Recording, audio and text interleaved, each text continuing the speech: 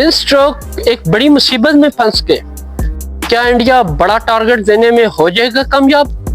Second inning में India हुई मुश्किलात का शिकार। डे 3 इंग्लैंड के लिए मुसीबत बन गया। अस्सलाम वालेकुम, मैं हूं नासिर अली। आप देख रहे हैं क्रिकेट एनालिस्ट विद नासिर। उम्मीद है आप सब खैरियत से होंगे। जितने भी सुनने वाले और जानने वाले हैं उन सब को हम खुश आमदीद कहते हैं, और आप सबसे रिक्वेस्ट है कि आप मेरे चैनल को सब्सक्राइब करें और बेल आइकन को मस्ट प्रेस करें ताकि मेरी आने वाली हर वीडियो आप तक पहुंच सके। और कमेंट्स में अपनी राय ज़रूर दीजिएगा। और जैसा कि हम हर रोज़ कोई ना कोई न्यू स्पोर्ट के हवाले से वीडियो आप तक लाते हैं और आप लोग बहुत ज़्यादा पसंद भी करते हैं, आप सबका मैं शुक्रगुजार हूँ। इसी तरह जैसे कि आपको पता है कि इंग्लैंड और इंडिया के दरमियान 5 टेस्ट मैच की सीरीज़ का आगाज़ हो चुका है और इसी के हवाले से हम आपको आज बताने जा रहे हैं। और जैसे कि आपको पता है कि फर्स्ट टेस्ट मैच इंग्लैंड और इंडिया के दरमियान बड़ा ही टफ मुकाबला इस टाइम जारी है। अगर मैं बात करूं तो इंग्लैंड की, तो इंग्लैंड डे 2 में इनिंग एंड की थी। उनके 3 खिलाड़ी पवेलियन गए थे 206 रन पर। तो आज बाकायदा कहने के आगाज होगा डे 3 में। अगर बात करूं तो ओली पोप जो कि 100 रन पर क्रीज पर मौजूद हैं, उनका साथ हैरी ब्रोक दे रहे हैं, वो भी मौजूद है। और डे 3 का बाज़ाब्ता आगाज हुआ तो ऑयली और हैरी ब्रोक के दरमियान पार्टनरशिप का आगाज हुआ, लेकिन इन दोनों के दरमियान कोई लॉन्ग पार्टनरशिप ना रह सकी और अर्ली ब्रेक थ्रू कह लेंगे इंडिया को मिला। ओली पोप की सूरत में उन्होंने 106 रन बनाए और वो कृष्णा की बॉल पे पवेलियन लौटे। उन्होंने अपनी इनिंग में जस्ट 6 रन का ही इजाफा किया और वो अर्ली ही पवेलियन लौट गए। तो यूं कह लें कि इंडिया को अर्ली ब्रेक थ्रू मिलना एक अच्छा साइन था और कह लें कि विकेट टर्न आउट बहुत अच्छा जा रहा था। और उसके बाद हैरी ब्रोक को एक चांस जैसा कि मिला हुआ था, वो क्रीज पे मौजूद है और उनका साथ दे रहे हैं उनके कैप्टन बिन स्टोक। और इन दोनों के दरमियान पार्टनरशिप का आगाज हुआ तो ये भी कुछ खास परफॉर्मेंस बिन स्टोक ना दिखा सके और कैप्टनी का ना सिर्फ इन पे प्रेशर था और बल्कि बॉलिंग भी बड़ी शानदार इन्होंने की, लेकिन उस तरह बैटिंग में ये कारकर्दगी अपनी ना दिखा सके और जस्ट 20 रन का इजाफा किया इन्होंने अपनी इनिंग में। और ये अर्ली पवेलियन लौटे, मोहम्मद सिराज का ये शिकार बने हैं। और कह लें उसके बाद कोई भी इंग्लैंड का बैट्समैन कुछ खास परफॉर्मेंस ना दिखा सका। अगर मैं हैरी ब्रोक की बात करूं तो उनके साथ जिमी स्मिथ की पार्टनरशिप का आगाज हुआ और यहाँ पे हैरी ब्रोक ने ना सिर्फ 50 की बल्कि शानदार इनिंग का मुजाहरा भी किया। और मैं अगर हैरी ब्रोक की बात करूं तो जस्ट 1 रन की दूरी पे थे, 100 रन ना कर सके। और हैरी ब्रोक की बात करूं तो वो 99 रन बनाकर कृष्णा की बॉल पे पवेलियन गए। कृष्णा डे 2 में बड़ी अच्छी परफॉर्मेंस दे रहे हैं और बैक टू बैक वो विकेटें भी हासिल कर रहे हैं और इंडिया को मजीद कहने के ज्यादा रन से बचा रहे हैं और काफी अच्छी परफॉर्मेंस दे रहे हैं कृष्णा। और मैं समझता हूँ कि बड़ा अच्छा डिसीजन है कोचेस का और कैप्टन का कि कृष्णा जैसे बॉलर को शामिल किया फर्स्ट टेस्ट में। और हैरी ब्रोक के लिए बैड लक के वो 99 रन पर पवेलियन लौट गए। जस्ट 1 रन की दूरी थी सेंचुरी में, लेकिन वो ना कर सके। उसके बाद स्मिथ के साथ, जिमी स्मिथ के साथ क्रिस वोक आए और इनके दरमियान इतनी ज्यादा पार्टनरशिप तो ना रही, लेकिन फिर भी कुछ सहारा दिया इंग्लैंड क्रिकेट टीम को। और अगर मैं जिमी स्मिथ की बात करूं तो 40 रन उन्होंने बनाए हैं और वो भी कृष्णा का शिकार हुए हैं। और उसके बाद अगर क्रिस वॉक की मैं बात करूं तो वो जसप्रीत बुमराह का शिकार हुए हैं और उन्होंने 38 रन बनाए। और कह रहे कि इंग्लैंड के स्कोर बोर्ड को बड़ा ही अच्छा टच दिया इन दोनों ने। उसके बाद बैटन क्रेस की बात करूं तो उन्होंने, वो बॉलर हैं, फास्ट बॉलर हैं इंग्लैंड के, और उन्होंने भी अपना इसमें खूब हिस्सा डाला। अगर उसकी मैं बात करूं 22 रन बनाए उन्होंने भी और मोहम्मद सिराज की बॉल पे पवेलियन लौटे। उसके बाद जोश टेंगो की बात करूं तो 11 रन बनाकर जसप्रीत बुमराह की बॉल पे पवेलियन लौटे।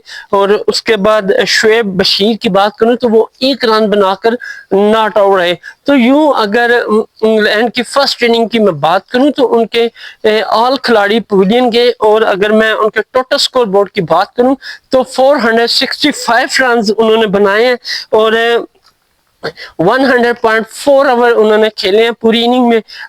اگر میں انڈیا کے بالر کی بات کروں تو بڑی ہی شاندار کارکردگی کا مظاہرہ جسپریت بمراہ کی جانب سے ملا. انہوں نے 5 وکٹ لی اور میں کہتا ہوں کہ انگلینڈ کو بڑے سکور کی جانب سے روکا. نہ صرف روکا بلکہ اچھی شاندار بالنگ کا مظاہرہ کر کے انڈیا کو بڑے مارجن سے بچایا بھی. اور اس کے بعد کرشنا کی بات کروں تو انہوں نے 3 وکٹ حاصل کی. اس کے بعد محمد سراج کی بات کروں تو انہوں نے 2 کھلاڑیوں کو پویلین بھیجا. تو وہ کہہ رہے ہیں کہ انڈیا نے جب سیکنڈ اننگ کا آغاز کیا تو جسوال کے ساتھ کے ایل راہل آئے اور ان دونوں کے درمیان پارٹنرشپ اتنی لانگ اور ہیوج نہ ہو سکی جس طرح فرسٹ اننگ میں ہوئی, کیونکہ یہاں پہ انگلینڈ کے بالرز کا کچھ انوکھا ہی سٹائل تھا بالنگ کا اور کچھ سخت پلاننگ مجھے دیکھنے کو ملی. اور میرے خیال میں انہوں نے ساری محنت جسوال پہ لگائی کیونکہ انہیں ارلی آؤٹ کرنا انگلینڈ کے لیے بہت زیادہ ضروری تھا اور ہوا بھی کچھ اسی طرح. اگر میں جسوال کی بات کروں تو جسٹ 4 رنز بنا کر ارلی پویلین گئے اور انگلینڈ کو سیکنڈ اننگ میں انڈیا کی سیکنڈ اننگ میں انگلینڈ کو بڑا بریک تھرو ملا. اگر میں جسوال کی بات کروں تو بریڈن کریس کی بال پہ وہ پویلین گئے اور جسٹ 4 رنز کا اضافہ کر سکے. کے ایل راہل کا تو آپ کو پتہ ہی ہے کہ وہ ٹیسٹ کرکٹر ہے اور بالز بہت زیادہ ڈاٹ کرتے ہیں اور وکٹ کو روکنا جانتے بھی ہیں اور ان کا ساتھ دے رہے ہیں صحیح سدھارن. اور ان دونوں کے درمیان لمبی پارٹنرشپ تو نہ لگ سکی, کم از کم 50 پارٹنرشپ ضرور ہوئی ان دونوں کے درمیان.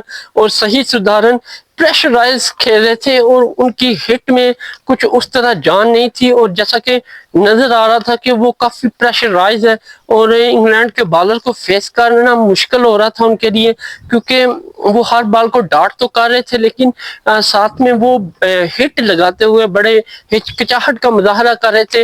اور اسی صورت میں بن سٹروک کا وہ شکار ہوئے. 30 رن صحیح سدھارن نے بنائے اور وہ بن سٹروک کا شکار ہوئے. یوں انگلینڈ کو ارلی 2 وکٹس مل گئی. اس کے بعد کیا راہل جیسا پلیئر کریز پہ موجود ہو تو انڈیا کو ٹینشن کی ضرورت ہی نہیں ہے, کیونکہ انہیں پتہ ہے کہ بڑا کھلاڑی کریز پہ موجود ہے, وکٹ کو روک رہا ہے.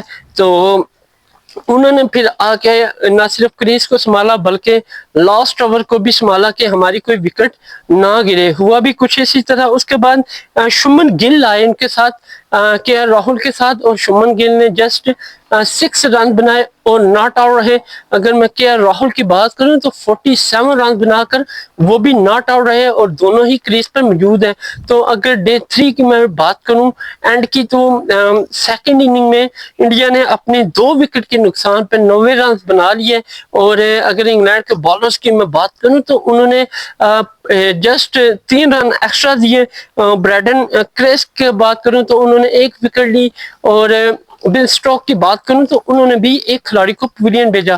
تو دیکھنا ہوگا کہ سیکنڈ اننگ اور ڈے 4 میں انڈیا کیا پرفارمنس دیتی ہے اور انگلینڈ کو بڑے ٹارگٹ کی طرف لے کے جاتی ہے یا خود ارلی پویلین لوٹ کے انگلینڈ کے لیے رستہ آسان کرتی ہے. تو یہ دیکھنا ہوگا ڈے 4 میں. اور انگلینڈ کی اگر میں بات کروں تو ان کی بالنگ کافی فارم میں نظر آ رہی ہے. مجھے لگتا ہے کہ وہ انڈیا کو بڑے ٹارگٹ کی طرف نہیں جانے دیں گے اور کم سے کم رنز پہ انہیں اتارنے کی پوری کوشش کریں گے.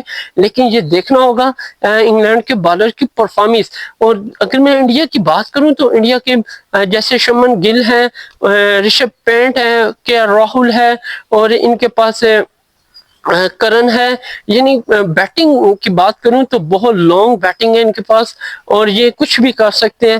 تو دیکھنا ہوگا کہ ڈے 4 میں انڈیا بیٹنگ کامیاب ہے یا پھر انگلینڈ کے بالر کا جادو چلتا ہے. تو دیکھنا ہوگا ڈے 4 میں. تب تک کے لیے اجازت دیں. اللہ حافظ.